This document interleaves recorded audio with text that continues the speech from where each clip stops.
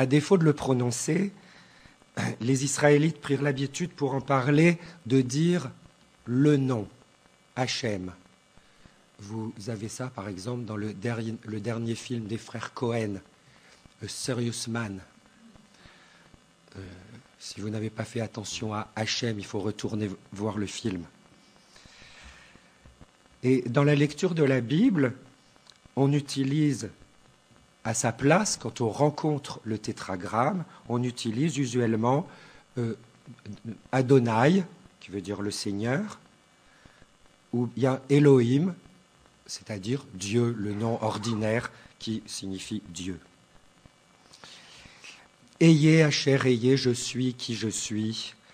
C'est ainsi qu'au moment de l'Exode, c'est-à-dire de la sortie d'Égypte, le Dieu d'Abraham, d'Isaac et de Jacob s'est nommé lui-même en répondant à Moïse.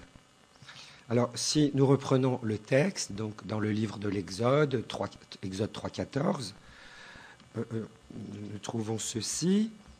Moïse dit à Dieu, « Bon, d'accord, j'irai trouver les enfants d'Israël et je leur dirai, « Le Dieu de vos pères m'a envoyé vers vous, mais s'ils me demandent quel est son nom, que leur répondrai-je » Dieu dit alors à Moïse, « Je suis qui je suis. » Et il ajouta, « Voici comment tu t'adresseras aux enfants d'Israël.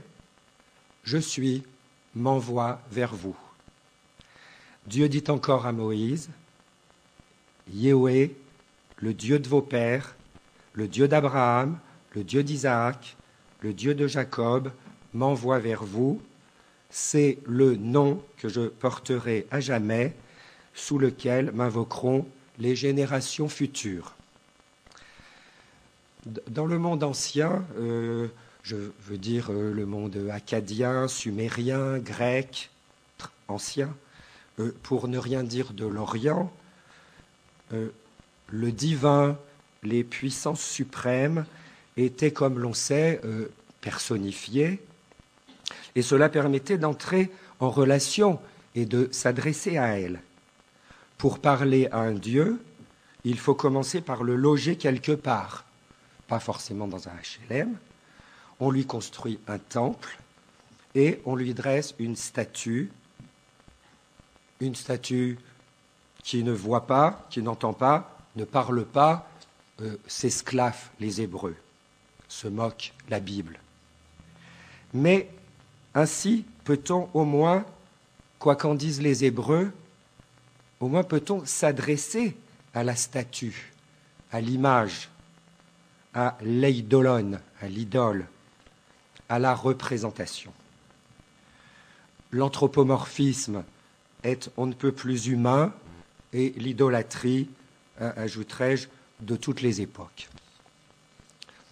L'idoloclasme hébreu, qui culmine dans le nom, représente donc une véritable révolution, une double révolution, même une triple révolution, si je considère au préalable l'invention de l'écriture, car en effet, celle-ci va permettre ici pour la première fois de désigner celui qui ne peut être dit. Ce qui ne peut se dire, je peux l'écrire. Grâce à l'écart ouvert entre les deux langues, l'écrite et la parlée. Et du coup, cet écart en devient abyssal, hyperbolique, puisqu'il permet de signifier l'indicible. Le ou les scribes du livre de l'Exode enregistrent donc l'écriture de l'indicible, et pour signifier clairement que l'indicible est indicible, le mieux est qu'il soit imprononçable. Que la langue, au moment d'oraliser, bute, s'arrête devant un pseudo-mot, le regarde sans pouvoir le dire. Alors elle s'en sort en prononçant autre chose, Adonai, Elohim. La langue respecte ainsi, ipso facto, la transcendance de ce que désigne la graphie. En assignant à sa façon l'indicible, la langue écrite assigne l'inassignable comme tel, et c'est ainsi dans la langue écrite, et elle seule, que le mot imprononçable par excellence devient le nom propre, indicible, du transcendant, de l'autre absolu et inassignable, alors que le nom a toujours été fait pour assigner. Alors, cette première révolution induit la seconde. Un tel Dieu n'habite aucun temple, aucune statue, aucune image. Il habite son nom, il habite ce nom-là, ce nom indicible. Il faut dès lors abandonner toute représentation pour seulement nommer, appeler l'autre. Au contraire de la statue qui donne à voir, le nom signe l'invisibilité. Si toi, je t'appelle par ton nom, ce n'est pas ta visibilité que je convoque, mais c'est ce toi invisible que tu es. Toi n'est pas plus ce que je vois de toi que moi, je ne suis ce que tu vois de moi.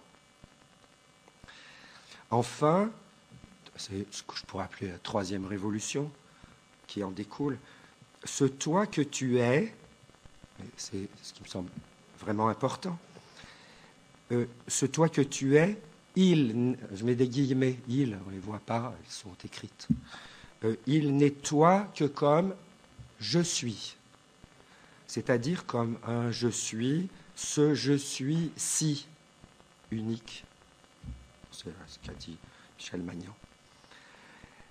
Il n'est ni à la seconde ni à la troisième personne grammaticale, il est non seulement à la première personne du singulier, mais en personne à la première personne. Celle qui est la seule, effectivement, à dire « je ». De même que c'est en personne que se donne l'autre, et non pas visiblement comme une chose objectivable.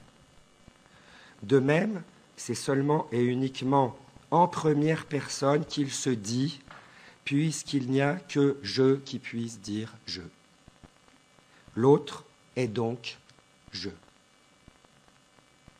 L'autre dit je, et cet être-je invisible constitue son être même, de sorte que, si je parlais à 3 mots de latin, ce sera utile pour la suite, de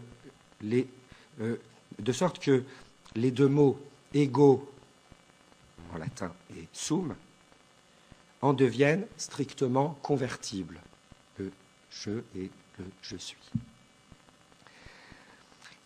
Cela indique qu'il n'y a pas d'autre être que cet être-je. Face à moi, cela pose l'altérité comme une transcendance absolue.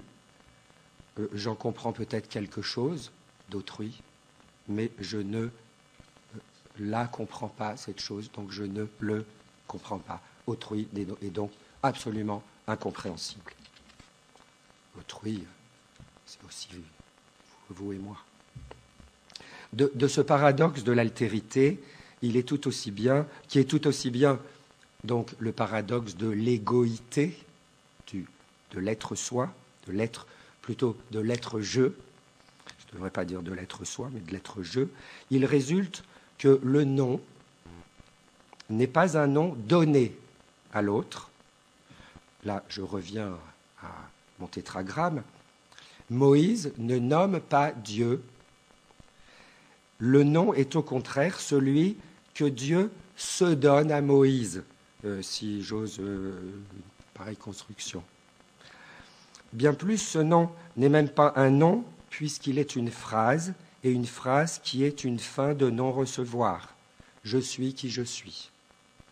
Au-delà de tout nom, peut-on lui faire dire, je n'habite aucun nom, pas même ce non-nom que je te donne comme mien.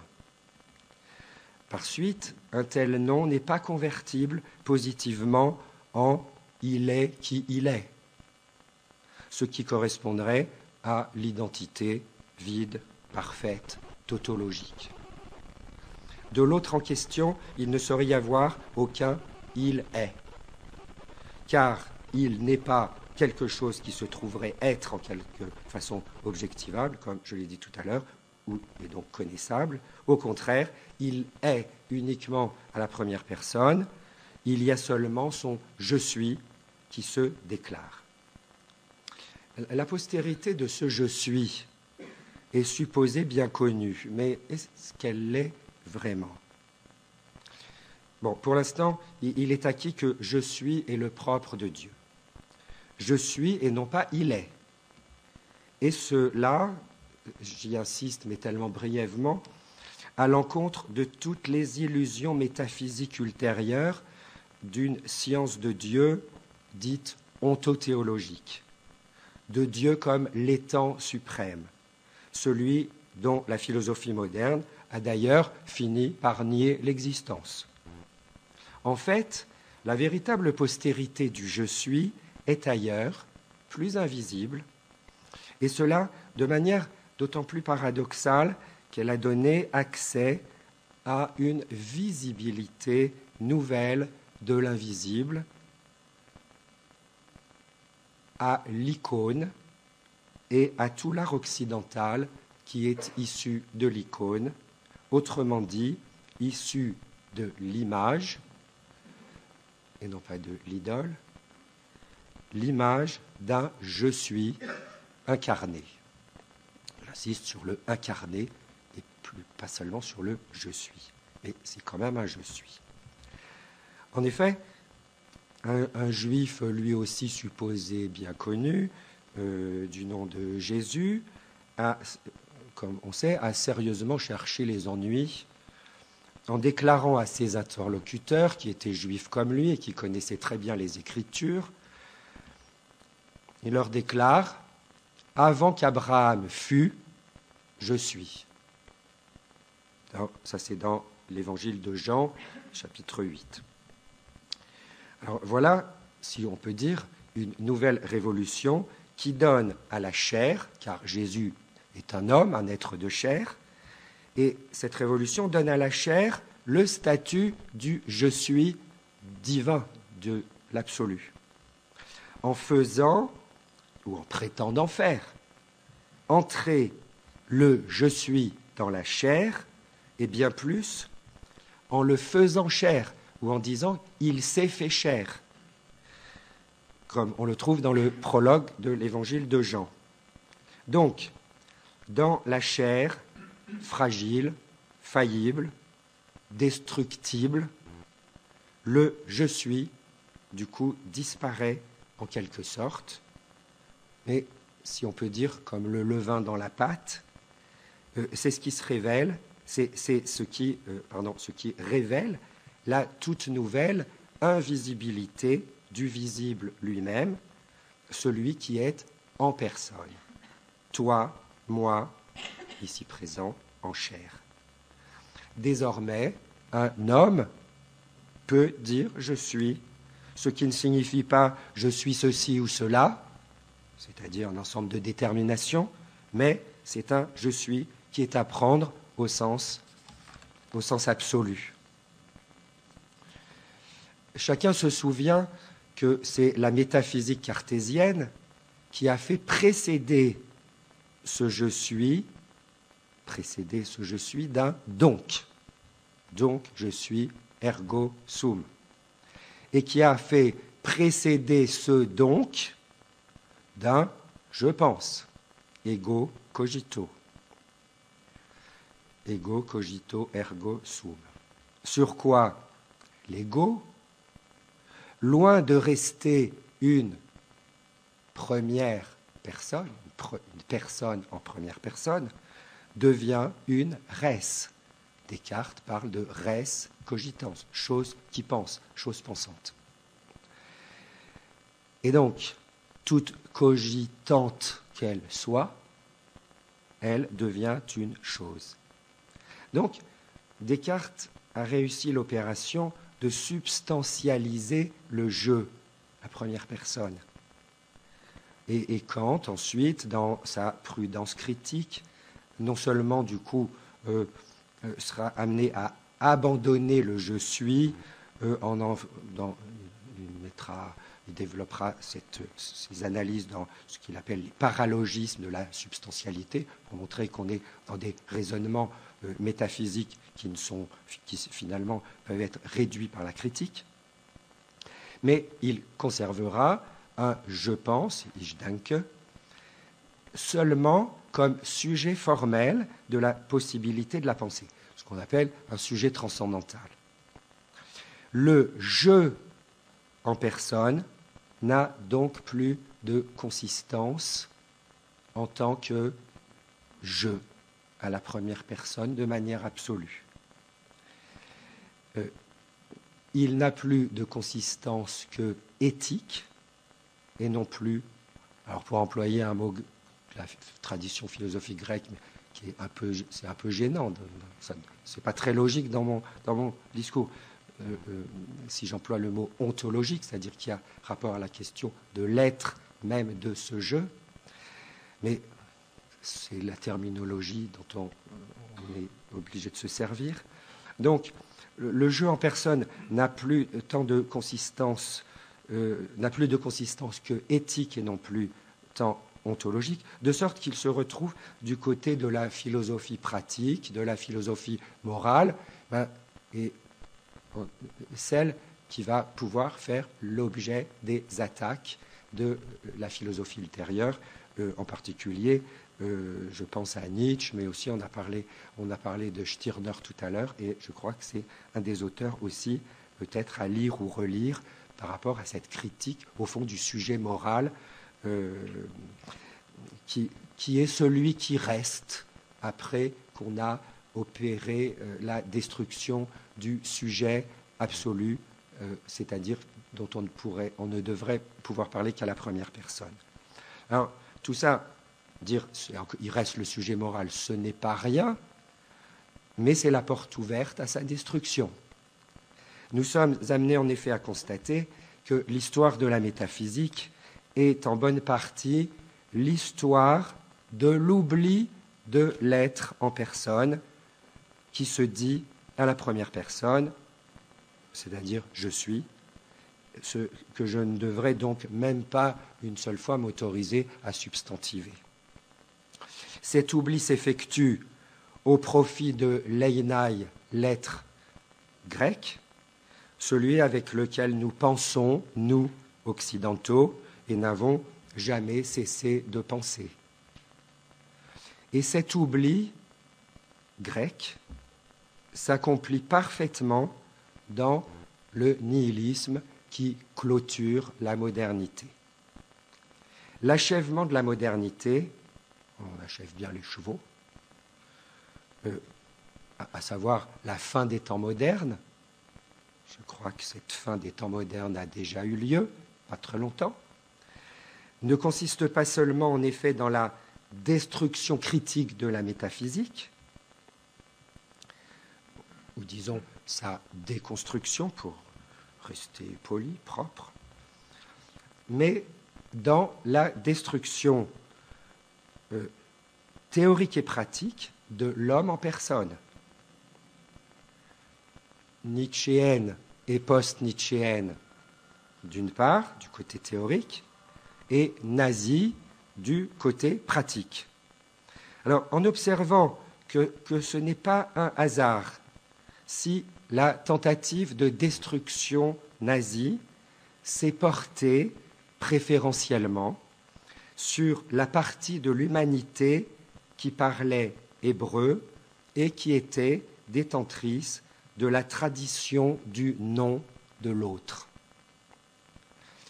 Mais à vrai dire, toute entreprise de négation de l'autre est une entreprise de destruction de l'homme, et on peut trouver une infinité de façons, modernes ou non, d'abolir l'autre, l'indésirable, et toujours au nom du même. je conclurai en bouclant la boucle. Il y a tout lieu de penser que l'autre ne saurait être envisagé à partir d'un Y, mais bien plutôt à partir d'un yod hébreu. Voilà un désoubliement qui pourrait être à l'œuvre de quelque chose comme une postmodernité. Je dis désoubliement parce que je pense que c'est la traduction mot à mot du mot grec aletheia, qui veut dire la vérité. Donc ça pourrait être l'œuvre de quelque chose comme une possible postmodernité, en sorte une sortie de la fin des temps modernes. Mais en vérité, pareille entreprise, finalement, n'est pas affaire de chronologie historique, ça c'est un peu vain, elle est une fois pour toutes, je pense, d'actualité.